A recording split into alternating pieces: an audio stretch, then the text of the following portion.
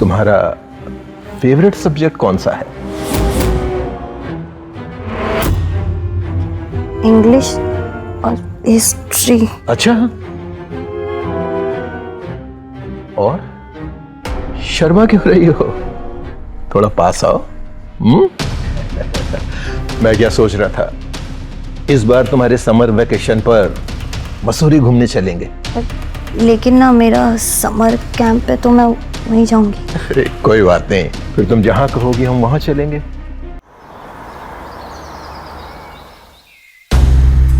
नमस्कार, मैं हूं रानी चैटर्जी। क्राइम चक्र में आप सभी का स्वागत करती हूं। समाज में कई बार मासूमियत को इस तरीके से दबाया जाता है कि अगर वो आवाज भी करती है तो किसी को उसकी आवाज सुनाई नहीं देती, और ज्यादातर इसका शिकार ऐसे लोग हो जाते हैं जो कुछ बोल पाने की हिम्मत ही खो देते हैं। ऐसे में उन्हें कोई उम्मीद की किरण नजर ही नहीं आती, लेकिन जब कोई किरण बनकर जिंदगी में आता है तो रोशनी अपने आप आ जाती है। रानी के जीवन की वो रोशनी था सुरेश। दोनों ही अच्छे दोस्त थे, क्लास के टॉपर थे और एक दूसरे की मदद करते थे, पर समाज की बुराइयां किस रूप में कहां घर कर जाए ये किसी को नहीं पता। अब सुरेश और रानी इससे कैसे बचेंगे, आइए देखते हैं। अबे सुरेश, सिगरेट पिएगा? नहीं, मैं थोड़ा जल्दी में हूँ। हाँ पता है, रानी से मिलने की जल्दी में। वो बात नहीं है, एग्जाम पास आ रहे। तेरे तो मजे है लड़के। लड़की घर बुला दी है तुझे? हाँ तो मैं स्मार्ट हूँ, तुम लोग के जैसा क्लास बंक नहीं करता हूँ। हाँ वो तो है, तभी तो सुन ली तेरी कि नहीं।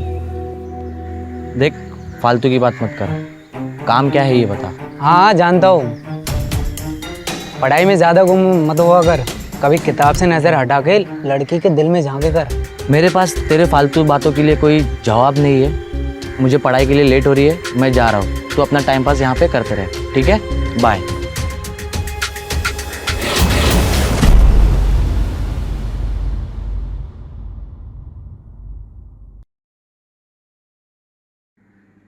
तू आज इतना लेट क्यों आया? अरे कुछ नहीं, वो एक काम में मैं फंस गया था। ओके। अच्छा, मेरा ना चाय पीने का बहुत मन कर रहा है, तू भी पिएगा? हाँ ले आ। चल ठीक है।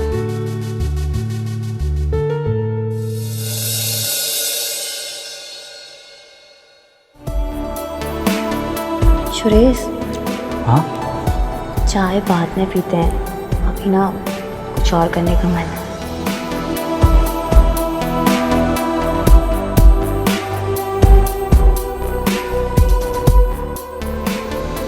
सुरेश, चाय। हाँ। कहाँ खो गए थे तुम? नहीं कहीं नहीं, वो बस पढ़ाई के बारे में सोच रहा था। अच्छा, चाय पियो।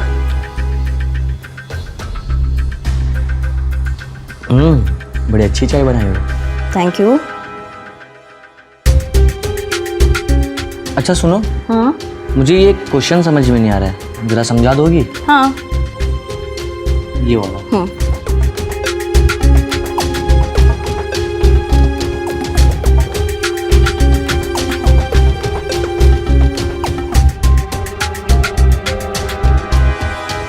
पढ़ाई में ज़्यादा गुम मत हुआ कर, कभी किताब से नज़र हटा के लड़की के दिल में झांके कर।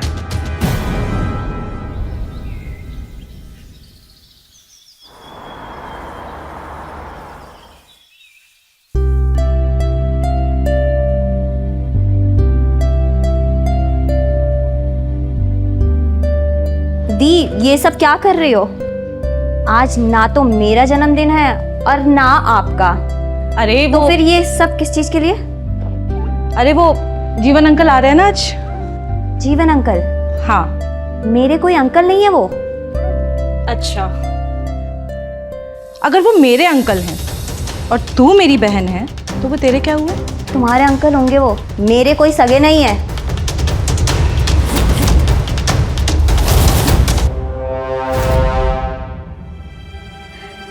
सगे नहीं है, लेकिन सगे से भी ज्यादा बढ़कर करते हैं।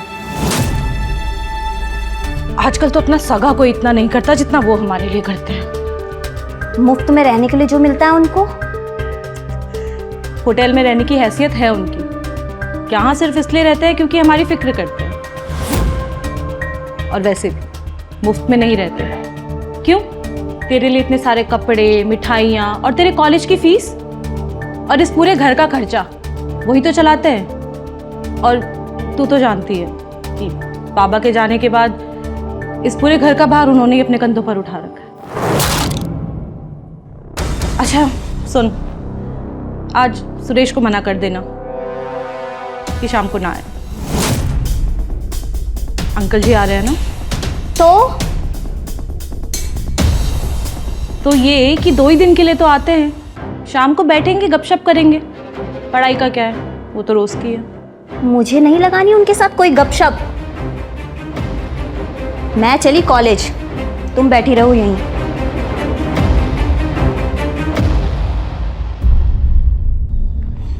इतनी भोली है मेरी रानी, अच्छे बुरे का फर्क भी नहीं समझती। तो इसमें परेशान होने वाली क्या बात है? तू अपनी दीदी को बता दे अपने अंकल की नीयत के बारे में। तुझे क्या लगता है कि मेरी दीदी मान जाएंगी? अरे उनकी आंखों पर तो रिश्ते की पट्टी बंधी हुई है, वो तो उन्हें अपने अंकल समझती है। पर मुझे ही पता है ना कि वो मुझे कैसी नजरों से देखते हैं। तो अब करना क्या है? कुछ नहीं, वो आएंगे, ढेर सारा सामान लाएंगे और दीदी से मीठी मीठी बातें करेंगे।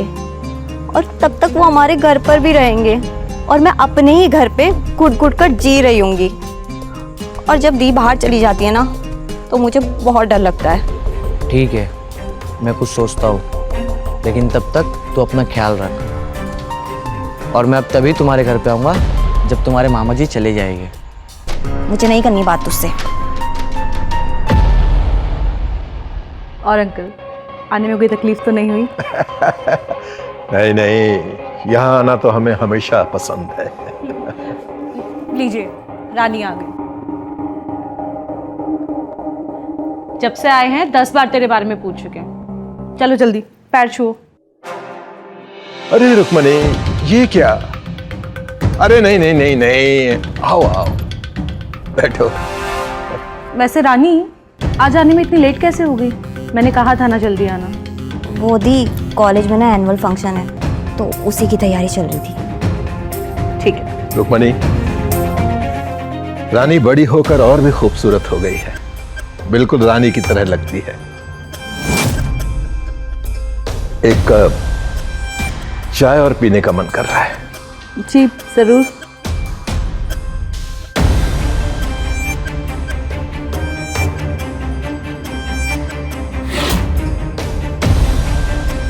और रानी, क्या क्या पढ़ाई कर रही हो कॉलेज में? तुम्हारा फेवरेट सब्जेक्ट कौन सा है? इंग्लिश और हिस्ट्री। अच्छा, और शर्मा क्यों रही हो? थोड़ा पास आओ। मैं क्या सोच रहा था, इस बार तुम्हारे समर वेकेशन पर मसूरी घूमने चलेंगे। लेकिन ना मेरा समर कैंप है, तो मैं वहीं जाऊंगी। अरे कोई बात नहीं, फिर तुम जहां कहोगी हम वहां चलेंगे। रुक्मणी, रानी बड़ी हो गई है, इसलिए अब ज्यादा शर्मा रही है। पूरे 19 की हो गई है। ये चाय पी। थक कर आई है ना? मुबारक हो।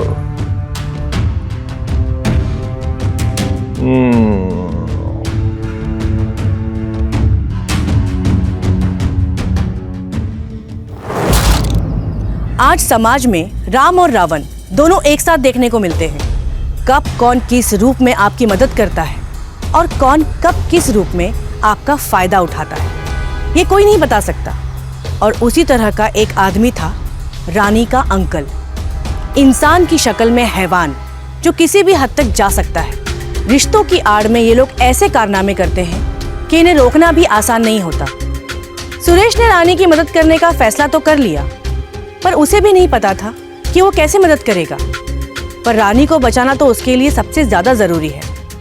आइए देखते हैं कि दोनों मिलकर इसे कैसे रोकते हैं। हेलो सुरेश, इस अंकल की हिम्मत ना बहुत बढ़ती जा रही है। अभी दीदी से कह रहा था कि उसे शाम को समोसे खाने हैं, और दीदी शाम को समोसे लेने चली जाएगी, फिर मुझे बाद में बहुत डर लगेगा।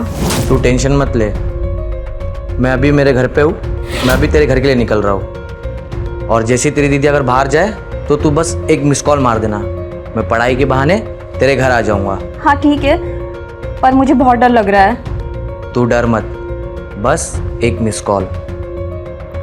ठीक है, मैं ऐसे ही करूँगी। ठीक है। रानी, हाँ दीदी।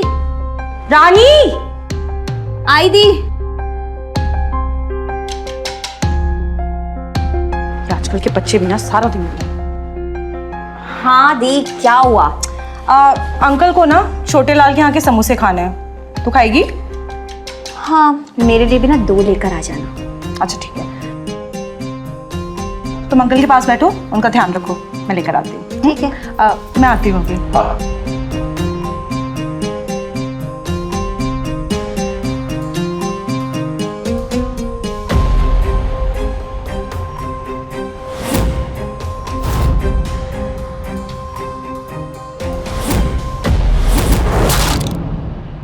रानी, बहुत प्यास लगी है मुझे, थोड़ा पानी पिलाओगी?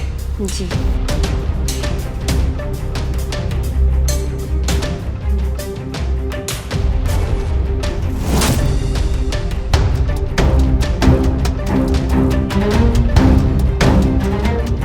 लीजिए अंकल जी। अरे वाह,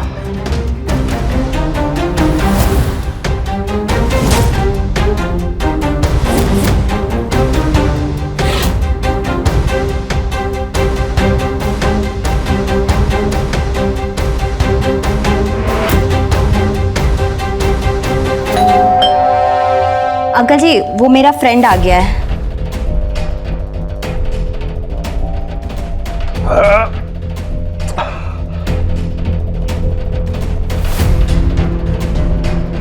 अरे सुरेश, आ गया तू? आजा। अंकल, ये मेरा क्लासमेट है। अभी ना हम दोनों पढ़ने जा रहे हैं, और अगर आपको किसी भी चीज की जरूरत हो ना तो मुझे आवाज लगा दीजिएगा, ठीक है? ठीक है। चल।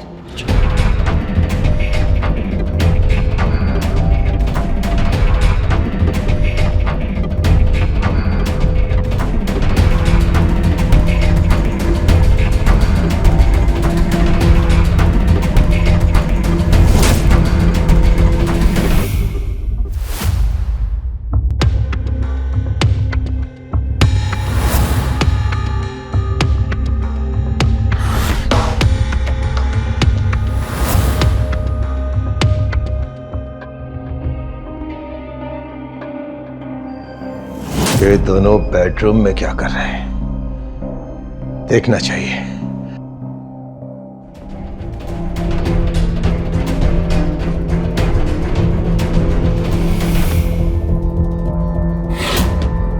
बेडरूम में बैठ के पढ़ाई होती है क्या? हॉल में बैठ के पढ़ाई करनी चाहिए थी। ऐ लड़के, तुझसे कह रहा हूं मैं।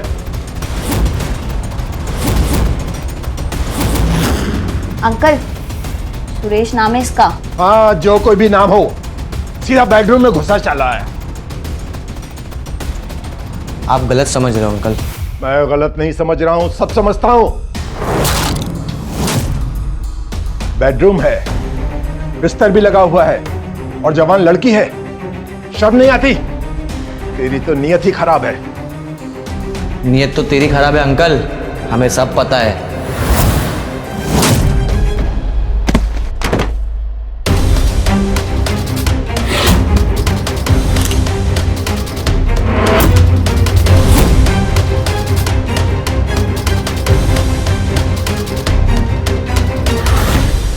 अकेली लड़की देखी और किस कर रहा है।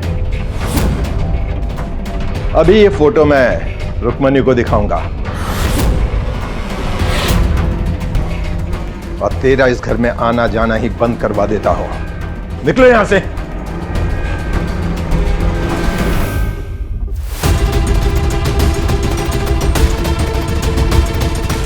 अरे रानी, मैंने मना किया था ना आज सुरेश को बुलाने के लिए। वो तो मैं बुक देने के लिए आया था। अच्छा, मैं चलता हूँ। अब आ ही गया तो समोसा खाकर जा। नहीं, मैं थोड़ा जल्दी में हूँ।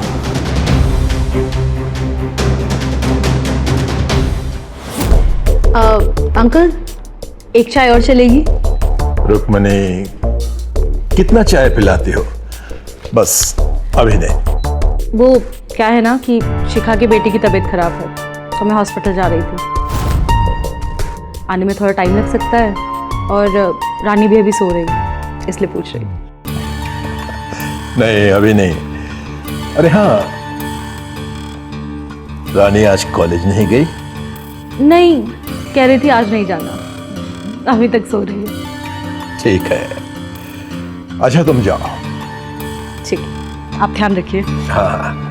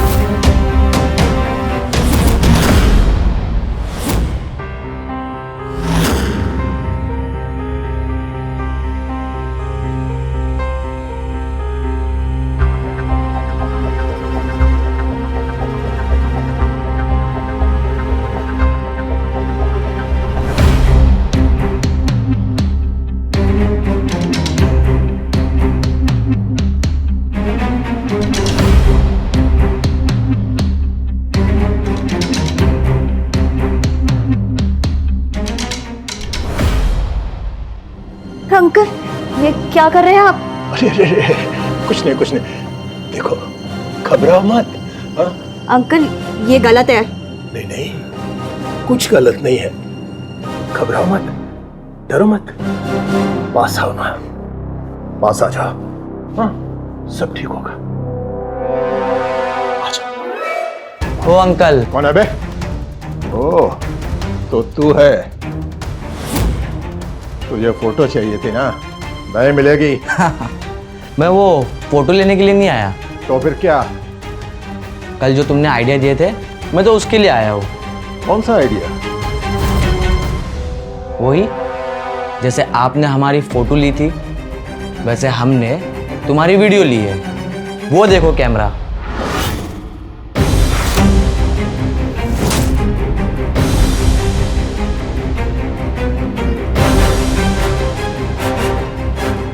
अब ये तुम्हारी सारी करतूतें इस कैमरे में कैद है।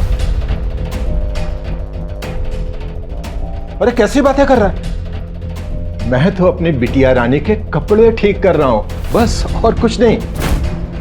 वो तो तुम कपड़े ठीक कर रहे हो या क्या कर रहे हो, वो तो बाद में पता चल ही जाएगा। अरे अंकल जी, मैं तो सिर्फ सोने का नाटक कर रही थी, ताकि तुम वो सब कर सको जो तुम्हारे घटिया दिमाग में चल रहा है। अरे ऐसा कुछ नहीं है। तू तो मेरी प्यारी बिटिया है। मेरी बेटी की तरह है तू। ऐसा कुछ नहीं है जैसा सोच रहे हो। हाँ? वो तो तुम्हारी बिटिया है, लेकिन तू उसके अंकल के लायक का नहीं है। और अंकल सुन ले, आज के बाद अगर तू इस शहर में कहीं पे भी दिखाई दिया ना, तो ये तेरी वीडियो जाएगी सीधा पुलिस थाने, और उसके बाद तू किसी को मुंह दिखाने के लायक का भी नहीं बचेगा, समझा? नहीं नहीं नहीं, ऐसा मत करना। हाँ, ये तो मेरी बिटिया है। बिटिया देखो, अगर कुछ बुरा लगा हो तो मुझे माफ कर देना। हाँ ठीक है, मैं जा रहा हूँ। अरे अरे अंकल जी, दीदी से तो मिलकर जाइए, वो बेचारी पता नहीं क्या सोचेंगी। बाहर मिल लूंगा उससे, बाहर। हाँ, बाहर मिल लूंगा। हाँ, जा रहा हूँ, जा रहा हूँ।